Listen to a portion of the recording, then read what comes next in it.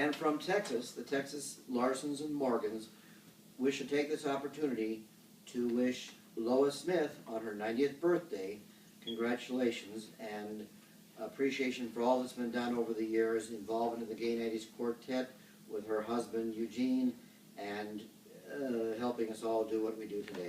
So from Texas Larsons and Morgans, Lois, we wish you a happy 90th birthday. Wish we could be there. Hooray! Happy birthday To you. Happy birthday to you. Happy birthday, dear Lois. Happy birthday to you. Yay! Okay. All right. Look. Why wouldn't Dad have a podium? I know. I'd be surprised if we didn't have one. Well, I'd be surprised if Dad didn't have a podium. Oh God. You can start filming that. Ladies and gentlemen, most of you are unfamiliar with the basic elements of a press conference. I am calling this press conference today for several reasons, but the format is as follows. Initially, there will be an opening remarks, followed by a question and answer session. Then I'll be introducing members of my cabinet, and then there'll be a brief presentation at the end. So, the opening remarks are this. In the policy of this administration is that birth order will receive more emphasis than it has in the past. On August 9th, 2010, on the shores of Fall Lake in Winton, Minnesota, my older brother Stephen said to me, the middle child, he said, and I quote, "David, it's not all about you." He said that to me. I believe that he was emboldened by the fact that there were two other oldest children there named Colin, oldest in his family, and Sarah, oldest in her family. And he made these remarks to me in the presence of his own father, Richard, also a middle child. So I believe that the numerical advantage he thought he enjoyed gave him some right or something.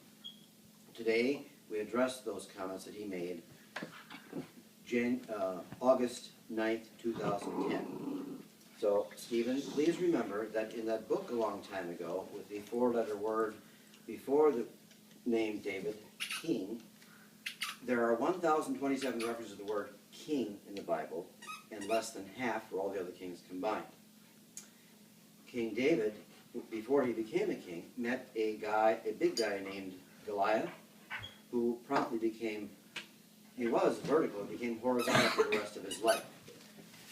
In addition to that, there is a place in Maryland, a retreat, where the president takes foreign visitors called Camp David! Very good, sir. I'm listening. In the late 90s, there was a romantic comedy movie starring Sigourney Weaver and Kevin Kline about the presidency called David! Dave! Dave. Of course. Stephen, you'll be opening this for your Christmas present here, okay? And furthermore, Stephen, I don't want you to be left in the ashes of history as history progresses.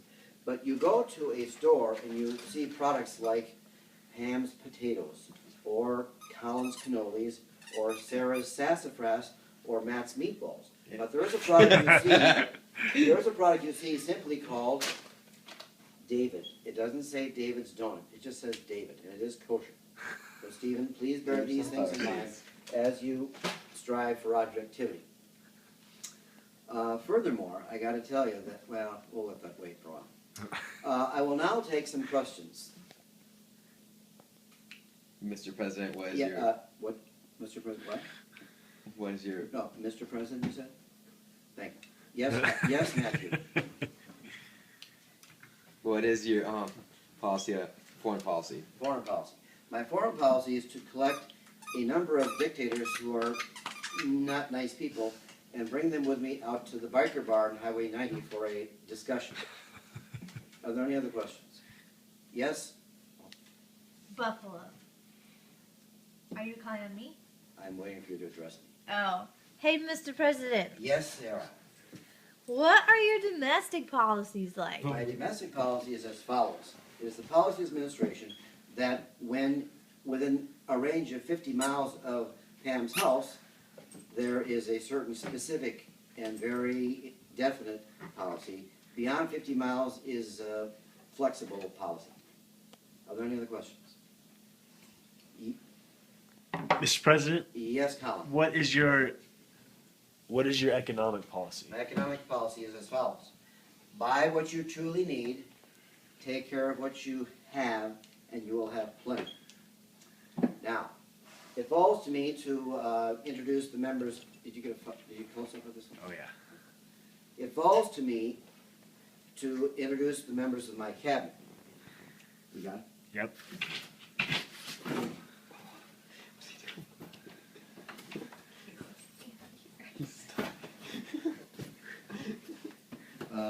Ms. Larson, if you would please come forward. Ms. Larson? Oh, I hope you didn't sit down. What's that? I hope it's a cat. The secretary. I got I two. hope it's not a cat. I wish I know what. Pam is my dear Secretary of Pets. And there are much to say, but I essentially training the members of my cabinet to speak extemporaneously at will about subjects of their choosing. Certainly not domestic choices, of course. And as we all know, the best identity I have is currently on my. Can you get a close up of this, Colin? Can you go close up, or is that too far away? I know.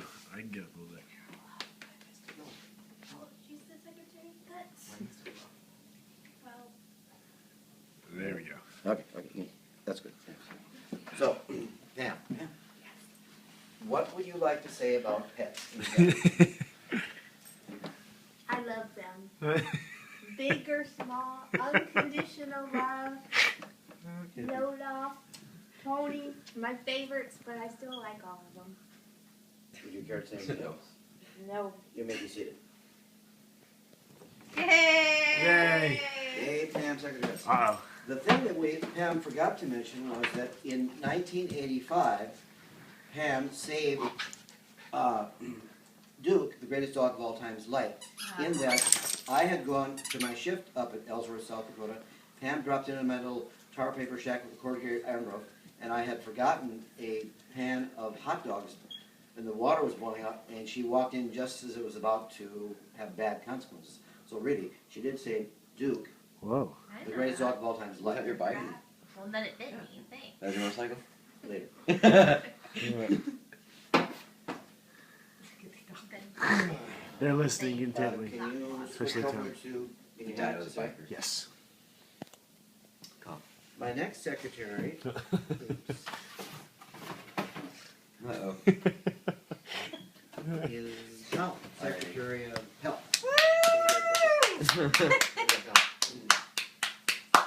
Did you get a Sarah? You can see it. Colin is well qualified to discuss matters pertaining to health, and of course I will have something to say when he's done. Colin, you may speak at will. Very happy to be here today. Thank you all for coming. Glad to take care of all your health needs. Vote for Dave. There we go. Time to call it out of that. Yay! So we can't forget the vital role that healthcare plays in the health of all of us. Certainly, Colin will not become a veterinarian, but Duke, the world's greatest dog, back in the 1981 and 82, survived a 40-pound Shepherd Husky and a 1971 Chevy Bel Air. Details to follow later. But we do appreciate the vital role that healthcare workers keeping us healthy and saving us from ourselves. Thank you, Colin. Yay! I think this is where I should be there. The Secretary of Pets. Mom.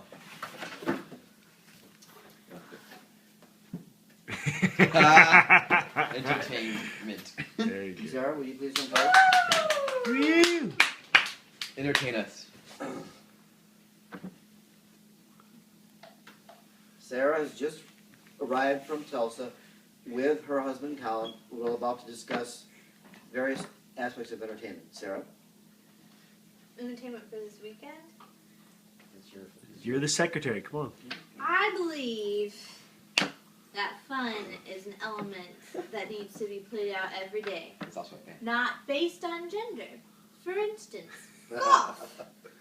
It was brought to my attention today that the men in the family were excited to ditch, us, the women, to go play some golf. And then as soon as I arrived yesterday, the entertainment went from 100 to a 0 when it was announced that they were excited about ganging up on the women. Paranoia. You've overstepped your boundaries. Coming.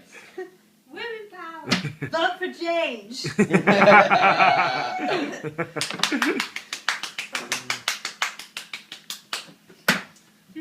Sarah plays a continuity role in the life of our family, in that Duke, the world's greatest dog, was with us and essentially defeated, back in New York in the early 80s, he defeated the Allstate Insurance Company and a 50-plus-year-old lawyer in a small claims court in Briarcliff Manor in Westchester County, the home of big-ticket folks.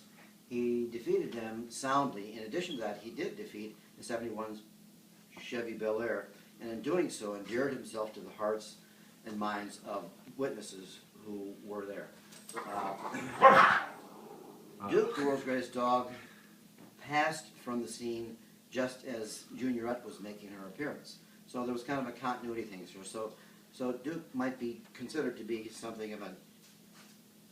Did he kind of bite me a little bit? All right. So, That's not important. I would me. Off. Off. Matthew, you step forward. Yay! Yeah. Matthew is Secretary of Transportation and will now make some appropriate comments. Matthew. Well, I have to be your chauffeur. I would have to be your chauffeur. Why not? Somebody has to. Well, President. Sarah's busy. well, in spite of the previous comments made by my sister Sarah, that she's always invited us to go golfing. I mean, it's only guys only. That's true. So the invitation's open, but if you'd rather not to accept our kind of fun, it's up to you. You are very much welcome to join us in going golfing. Augustus I know, but accepts women. our entertainment is way more different than yours. But I'm the secretary of it. Yes, but you're invited though. You're invited. That's the Are you key going to issue. transport me there? Yes, we will drive you there. Yay! So think about it for a moment. You've got two people in a high miles per gallon car driving down the highway. And you get pretty good gas mileage, maybe 30, 35 miles a gallon. Excuse me. Okay, 30, 35 miles a gallon. As opposed to, Matt, transportation, as opposed to, here you have Duke, the world's greatest dog. Okay, and you've got four legs in a small car getting good gas mileage, right? 30 miles a gallon? Yes. 54 miles a gallon, 6 legs. I can't even do the Yeah, math. So, dang. but the best gas mileage of anyone gathered here has been obtained by myself and Duke, the world's greatest dog. And the bike. That's true. So, Matthew, who remains? Secretary. Who? I don't know. Sarah, who remains? Tony. Colin, who remains? Steve. Olaf and Tony? You're all fired. Oh. Excuse me, let me see the colors. What's your favorite color, ma'am? Yellow. And what's your favorite color? Blue, you told me blue. And we have green here, so they've all had, you notice this? Oh, nice. Allison's favorite color is purple. They didn't actually have a purple thing type of paper. Looks purple on the camera. What? Looks purple on the That's camera. apples. Okay. So, on behalf of Allison, who's not here to speak, I will speak on behalf of small towns. I came from a small town in west central Minnesota, 5,000. A small town is a great place to be raised and go forth and stuff. Allison is from a town called Rule, R-U-L-E, right? Mm-hmm. In north central Texas, where there are plenty of stuff to do, even though it's not a big city. Sarah, actually, I was pursuing the young lady to to your distant right there, in a small town, Box Elder, South Dakota, village, sprawling village of no paved roads, just gravel roads, maybe a few hundred people scattered here and there, and I pursued it while I was ensconced in, I was actually living in a tar paper shack with a corrugated roof, maybe 14 foot by 20 foot, and life was grand in a small town. So on behalf of Allison, I'm piping up those songs. Yay. Allison, can you give the thing to her again? See you in years. Yeah. Okay, Colin.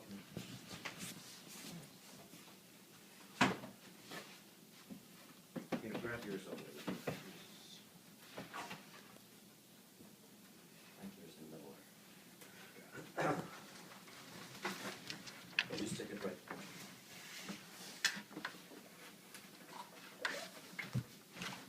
And you gotta slide it in. There you Okay, now, back to the middleness, Stephen. If you can for a moment, think a moment, there used to be 4 members of my family, and Colin is a bit older than Sarah. So do we have a new, you are. So now do we have a new middle child right smack dab in the middle of my current family of 5? Is that true? Oh, shoot. So Stephen, rest assured that with my help and the aid, can you do a close up here? You can zoom in. Zoom in. So, Stephen, it is the policy of this administration to address issues that may not have been addressed in the distant past. And in furtherance of this objective, this administration will train and equip Colin, the new temporary, Sarah, temporary middle child, to assume the burden that I will eventually, no rush, leave to him. Be reassured, Stephen. This concludes the press conference. Thank you. Thank you.